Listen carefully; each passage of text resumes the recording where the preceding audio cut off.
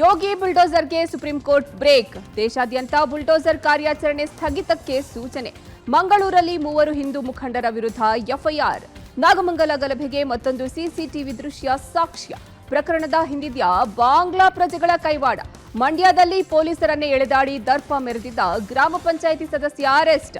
ಕೋಲಾರದಲ್ಲಿ ಈದ್ ಮಿಲಾದ್ ಮೆರವಣಿಗೆ ವೇಳೆ ಗುಂಪು ಘರ್ಷಣೆ. 2 ಪ್ರತ್ಯೇಕ ಕೇಸ್ ದಾಖಲು. ಇದರೊಂದಿಗೆ ಮತ್ತೊಂದಷ್ಟು ಸುದ್ದಿಗಳ ಹೂರಣ ಕರ್ನಾಟಕ ಟಾಪ್ 20ಯಲ್ಲಿ. ಉತ್ತರ ಪ್ರದೇಶದಲ್ಲಿ ಬುಲ್ಡೋಸರ್ ಕಾರ್ಯಾಚರಣೆಗೆ ಸುಪ್ರೀಂ ಕೋರ್ಟ್ ತಡೆಯೊಡ್ಡಿದೆ. ಅಕ್ಟೋಬರ್ 1ರವರೆಗೂ ಬುಲ್ಡೋಸರ್ ನ್ಯಾಯಕ್ಕೆ ನಿರ್ಬಂಧ ಹೇರಿದ್ದು, ಸುಪ್ರೀಂ ಕೋರ್ಟ್ ಅನುಮತಿ ಇಲ್ಲದೆ ಯಾವುದೇ ಕಟ್ಟಡಗಳನ್ನು ನೆಲಸಮಗೊಳಿಸುವಂತಿಲ್ಲ ಅಂತೇಳಿ ಮಧ್ಯಂತರ ಆದೇಶ ಹೊರಬಿದ್ದಿದೆ. ಈ ಆದೇಶ ಸಾರ್ವಜನಿಕ ರಸ್ತೆ, ಫುಟ್ಪಾತ್ಗಳು, ರೈಲು ಮಾರ್ಗ, ಜಲಮೂಲಗಳ ಅತಿಕ್ರಮಣಗಳಿಗೂ ಕೂಡ ಅನ್ವಯಿಸಲ್ಲ ಅಂತ ಸ್ಪಷ್ಟಪಡಿಸಿದೆ. ಮುಂದಿನ ವಿಚಾರಣೆವರೆಗೂ ಕೋರ್ಟ್ ಅನುಮತಿ ಇಲ್ಲದೆ ಬುಲ್ಡೋಸರ್ ಕಾರ್ಯಾಚರಣೆ ನಡೆಸುವಂತಿಲ್ಲ. ಅಕ್ರಮ ಒತ್ತುವರಿ ತೆರವಿಗೆ ಅನುಮತಿಯನ್ನು ಪಡೆದು ಕಾರ್ಯಾಚರಣೆಗೆ ಸೂಚನೆಯನ್ನು ಹೊರಡಿಸಿದೆ.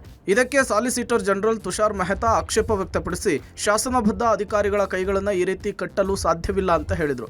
ಅಕ್ಟೋಬರ್ 1ಕ್ಕೆ ಸುಪ್ರೀಂ ಕೋರ್ಟ್ ವಿಚಾರಣೆಯನ್ನು ಮುಂದೂಡಿಕೆ ಮಾಡಿದೆ. ಬಂಟ್ವಾಳದ ಬಿಸಿ ರೋಡ್ ಬೂದಿ ಮುಚ್ಚಿದ ಕೆಂಡದಂತಿದೆ. ನಿನ್ನೆ ಬಿಸಿ ರೋಡ್ನಲ್ಲಿ ನಡೆದಿದ್ದ ಪ್ರತಿಭಟನೆಯಲ್ಲಿ ಬಹಿರಂಗವಾಗಿ ಮುಸ್ಲಿಂ ಧರ್ಮವನ್ನು ಅವಹೇಳನ ಮಾಡಿ ಕೊಲೆ ಬೆದರಿಕೆ ಹಾಕಿದ ಆರೋಪದಲ್ಲಿ 3 ಹಿಂದೂ ಮುಖಂಡರ ವಿರುದ್ಧ 2 ಪ್ರತ್ಯೇಕ ಕೇಸ್ ದಾಖಲಾಗಿದೆ. ವಿಎಚ್ಪಿ ಮುಖಂಡ ಶರಣ್ ಪಂಫೆಲ್, ಭಜರಂಗದಳ ಮುಖಂಡ ಭರತ್ ಕುಂಡೇಲು ಹಾಗೂ ಹಿಂದೂ ಕಾರ್ಯಕರ್ತ ಯಶೋಧರ ಕರ್ಬೆಟ್ಟು ವಿರುದ್ಧ ಬಂಟ್ವಾಳ ನಗರ ಪೊಲೀಸ್ ಠಾಣೆಯಲ್ಲಿ ಎಫ್ಐಆರ್ ದಾಖಲಾಗಿದೆ. ಬಂಟ್ವಾಳದ ಕೆಳಗಿನಪೇಟೆ ನಿವಾಸಿ ಮೊಹಮ್ಮದ್ ರಫೀಕ್ ದೂರಿನಂತೆ ಎಫ್ಐಆರ್ ಆಗಿದೆ. 2 ದೂರಿನಲ್ಲೂ ಮುಸ್ಲಿಂ ಸಮುದಾಯದ ಭಾವನೆಗೆ, ಧರ್ಮದ ಘನತೆಗೆ ಧಕ್ಕೆ ಹಾಗೂ ಪುರಸಭಾ ಸದಸ್ಯ ಶರೀಫ್ ವಿರುದ್ಧ ಕೊಲೆ ಬೆದರಿಕೆ ಹಾಕಿ ವಿಡಿಯೋ ಸಾಮಾಜಿಕ ಜಾಲತಾಣದಲ್ಲಿ ಹರಿಯಬಿಟ್ಟು ಪ್ರಚೋದನಕಾರಿ ಭಾಷಣ, 2 ಕೋಮುಗಳ ನಡುವೆ ಸಂಘರ್ಷ ನಡೆಸಲು ಯತ್ನಿಸಿದ್ದಾರೆ ಅಂತ ಆರೋಪಿಸಲಾಗಿದೆ. ಬಂಟ್ವಾಳ ಕ್ರಾಸ್ ರಸ್ತೆಯಲ್ಲಿ ಪೊಲೀಸರ ಸರ್ಪಗಾವಲಿದೆ. ಗಣೇಶ ಮೂರ್ತಿ ವಿಸರ್ಜನೆ ಮೆರವಣಿಗೆ ವೇಳೆ ನಡೆದಿದ್ದ ಮಂಡ್ಯ ಜಿಲ್ಲೆ ನಾಗಮಂಗಲದ ಗಲಭೆ ಪ್ರಕರಣಕ್ಕೆ ಸಂಬಂಧಪಟ್ಟಂತೆ ಮತ್ತಷ್ಟು ಸ್ಫೋಟಕ ವಿಚಾರಗಳು ಬೆಳಕಿಗೆ ಬಂದಿವೆ. ಕಿಡಿಗೇಡಿಗಳ ಪಾಪಿ ಕೃತ್ಯ ಬಗದಷ್ಟು ಬಯಲಾಗ್ತಾ ಇದೆ. ಗಲಭೆ ವೇಳೆ ಅಂಗಡಿಗೆ ಕಿಡಿಗೇಡಿಗಳು ಪೆಟ್ರೋಲ್ ಬಾಂಬ್ ಎಸೆಯುವ ದೃಶ್ಯ ಸಿಸಿಟಿವಿಯಲ್ಲಿ ಸೆರೆಯಾಗಿದೆ. ಸಾಧನಾ ಟೆಕ್ಸ್ಟೈಲ್ ಅಂಗಡಿಗೆ ಕಿಡಿಗೇಡಿಗಳು ಕಡ್ಡಿಗೀರಿ ಬೆಂಕಿ ಹಚ್ಚಿದ್ದಾರೆ. ಬೆಂಕಿ ಧಗಧಗಿಸಿ ಅಂಗಡಿ ಹೊತ್ತಿ ಉರಿಯುವ ವೇಳೆ ಪೆಟ್ರೋಲ್ ಬಾಂಬ್ ಕೂಡ ಎಸೆದಿದ್ದಾರೆ. ಅಲ್ಲದೆ ತಮ್ಮ ಹೀನ ಕೃತ್ಯದ ದೃಶ್ಯ ಸರಿಯಾಗಬಾರದು ಅಂತ ಸಿಸಿಟಿವಿಗೂ ಕಲ್ಲು ಹೊಡೆದಿದ್ದಾರೆ. ಇನ್ನು ದುಷ್ಕರ್ಮಿಗಳು ಇಂತಹ ಕೃತ್ಯ ಎಸಗಿದ ಸಂದರ್ಭದಲ್ಲಿ ಪೊಲೀಸರು ಸ್ಥಳದಲ್ಲೇ ಓಡಾಡಿದ್ದಾರೆ. ಆದರೂ ಕಿಡಿಗೇಡಿಗಳನ್ನು ತಡೆಯಲು ನಾಗಮಂಗಲ ಪೊಲೀಸರು ಮುಂದಾಗಿಲ್ಲ. ನಿನ್ನೆಯಷ್ಟೇ ಅಂಗಡಿಗಳಿಗೆ ಪುಂಡರು ಬೆಂಕಿ ಹಚ್ಚುತ್ತಿರುವಾಗ ತಡೆಯುವಂತೆ ಸ್ಥಳೀಯರು ಎಷ್ಟೇ ಅಂಗಲಾಚಿಕೊಂಡರೂ ಪೊಲೀಸರು ಬರಲಿಲ್ಲ. ಇದೀಗ ಮತ್ತೊಂದು ದೃಶ್ಯ ಸಿಕ್ಕಿದೆ. ಗಲಭೆಗೆ ಪೊಲೀಸರ ವೈಫಲ್ಯವೇ ಕಾರಣ ಎನ್ನಲು ಈ ವಿಡಿಯೋ ಸಹ ಸಾಕ್ಷಿಯಾಗಿದೆ. ಏನೋ ಅಂಗಡಿ ಮುಗ್ಗಟ್ಟುಗಳಿಗೆ ಬೆಂಕಿಗೆ ಹಾನಿಯಾಗಿತ್ತು, ಕೆಲವೊಂದು ಕಡೆ ಬೈಕ್ಗಳಿಗೆ ಹಾನಿಯಾಗಿತ್ತು. ಅವರೆಲ್ಲ ಒಬ್ಬೊಬ್ಬರಾಗಿ ನಂತರದ ದಿನಗಳಲ್ಲಿ ಬಂದು ತಮ್ಮ ದೂರನ್ನು ಕೊಟ್ಟಿದ್ದಾರೆ. ಅದರ ಸಂಬಂಧಪಟ್ಟಂತೆ ಈಗಾಗಲೇ ನಾವು ಪ್ರಕರಣಗಳನ್ನು ದಾಖಲೆ ಮಾಡಿದ್ದೀವಿ. 2 ಕಡೆಗಳಿಂದ ಸಾಕಷ್ಟು ಜನ ಪ್ರಕರಣಗಳನ್ನು ದಾಖಲಿಸಿದ್ದಾರೆ. ಆ ಎಲ್ಲ ಪ್ರಕರಣಗಳ ಹಿಂದೆ ಯಾರಿದ್ದಾರೆ, ಆ ಅಂಗಡಿಗಳ ಸುತ್ತಮುತ್ತಲಿನ ಸಿಸಿಟಿವಿಗಳನ್ನು ಸಹಿತ ನಾವು ಪರಿಶೀಲನೆ ಮಾಡಿದ್ದೀವಿ.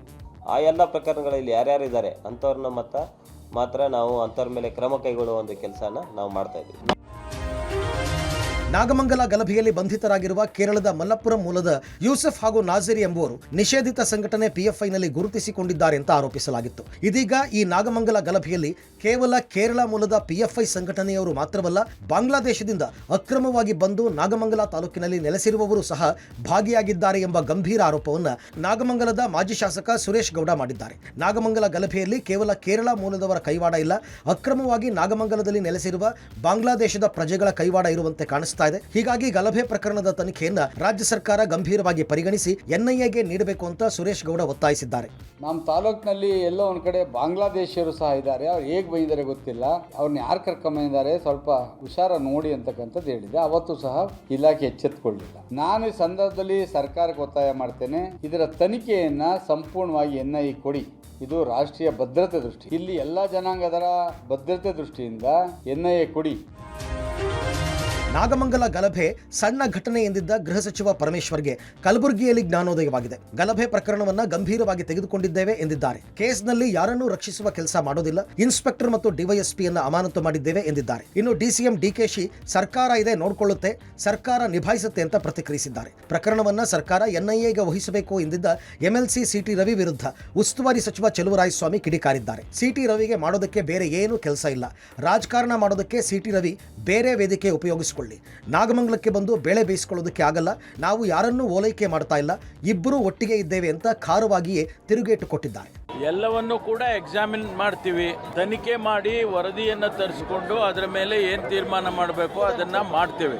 ಯಾರನ್ನು ಕೂಡ ನಾವು ರಕ್ಷಣೆ ಮಾಡುವಂಥದ್ದಿಲ್ಲ ಮತ್ತು ಅನಾವಶ್ಯಕವಾಗಿ ಯಾರನ್ನು ಕೂಡ ಶಿಕ್ಷೆ ಮಾಡುವಂಥದ್ದು ಇಲ್ಲ. ಅದೆಲ್ಲ ಸರ್ಕಾರ ಇದೆ, ಪೊಲೀಸ್ ಇದ್ದಾರೆ, ಅವರೆಲ್ಲ ಕಾನೂನು ಪ್ರಕಾರ ಏನು ಬೇಕೋ ಅದನ್ನ ವ್ಯವಸ್ಥೆ ಮಾಡ್ತಾರೆ. ರಾಜಕಾರಣ ಮಾಡೋಕ್ಕೆ ಬೇರೆ ವೇದಿಕೆ ಉಪಯೋಗಿಸ್ತೀವಿ. ಸಿ ಟಿ ರವಿ ಇದನ್ನೆಲ್ಲ ಬಿಡಲಿ. ಮುಸ್ಲಿಮ್ಸು ಹಿಂದುತ್ವ ಎಲ್ಲ ಒಟ್ಟಿಗೆ ಇದೆ. ನಾಗಮಂಗಲದಲ್ಲಿ ಮಂಡ್ಯ ಜಿಲ್ಲೆಯಲ್ಲಿ ಇವ್ರು ಬಂದು ಬೆಳೆಕಾಳು ಬೇಯಿಸ್ಕೊಳ್ಳಕ್ಕೆ ಸಾಧ್ಯ ಇಲ್ಲ. ಇವರ ತೆವಲಿಗೋಸ್ಕರ ಆಟ ಆಡೋಕ್ಕೆ ರೆಡಿ ಇಲ್ಲ.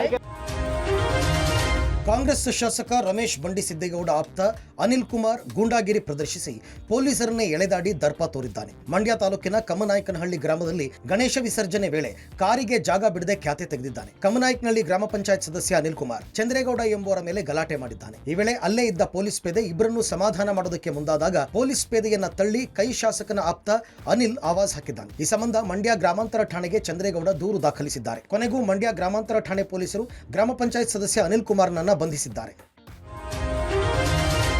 ನಿನ್ನೆ ಕೋಲಾರದಲ್ಲಿ ಈದ್ ಮಿಲಾದ್ ಮೆರವಣಿಗೆ ವೇಳೆ ನಡೆದ ಗುಂಪು ಘರ್ಷಣೆ ಪ್ರಕರಣ ಸಂಬಂಧ ಕೋಲಾರ ನಗರ ಠಾಣೆಯಲ್ಲಿ 2 ಪ್ರತ್ಯೇಕ ಪ್ರಕರಣ ದಾಖಲಾಗಿವೆ. ಅಂಜುಮನ್ ಸಂಸ್ಥೆ ಬಳಿ ಇಬ್ಬರು ಆರೋಪಿಗಳನ್ನು ಪೊಲೀಸರು ವಶಕ್ಕೆ ಪಡೆದಿದ್ದಾರೆ. ಕ್ಷುಲ್ಲಕ ಕಾರಣಕ್ಕೆ 2 ಗುಂಪಿನ ನಡುವೆ ಮಾರಾಮಾರಿ ನಡೆದಿತ್ತು. ಕೋಲಾರದ ಕ್ಲಾಕ್ ಟವರ್ ಬಳಿ ಮೆರವಣಿಗೆ ಸಾಗುವಾಗ ಏಕಾಏಕಿ ಮಾರಕಾಸ್ತ್ರ ಹಿಡಿದು ಬಂದ ಒಂದು ಗುಂಪು ಹಲ್ಲೆ ಮಾಡಿತ್ತು. ಸೈಯದ್ ಸಲ್ಮಾನ್, ಸೈಫ್, ಹುಸೇನ್ ಕಾಶಿಫ್, ಖಲೀಲ್ ಅಹಮದ್ ಸೇರಿ 6 ಮಂದಿಗೆ ಗಾಯವಾಗಿತ್ತು. ಸೈಯದ್ ವಸೀಂ ಪಾಷಾ, ತಾಹಿರ್ ಸೇರಿದಂತೆ ಹಲವರ ವಿರುದ್ಧ ಆರೋಪ ಇದೆ. ವಿಚಾರ ತಿಳಿತಾ ಇದ್ದಂತೆ ಜಿಲ್ಲಾ ಪೊಲೀಸ್ ವರಿಷ್ಠಾಧಿಕಾರಿ ಬಿ ನಿಖಿಲ್ ಸ್ಥಳಕ್ಕೆ ಧಾವಿಸಿದ್ದು ಗುಂಪುಗೂಡಿದ್ದ ಜನರನ್ನ ಚದುರಿಸಿದರು. ಬಳಿಕ ಮೆರವಣಿಗೆ ಮುಂದೆ ಸಾಗಿತ್ತು. ಮುಂಜಾಗ್ರತಾ ಕ್ರಮವಾಗಿ ನಗರದಲ್ಲಿ ಬಿಗಿ ಭದ್ರತೆ ಕೈಗೊಳ್ಳಲಾಗಿದೆ.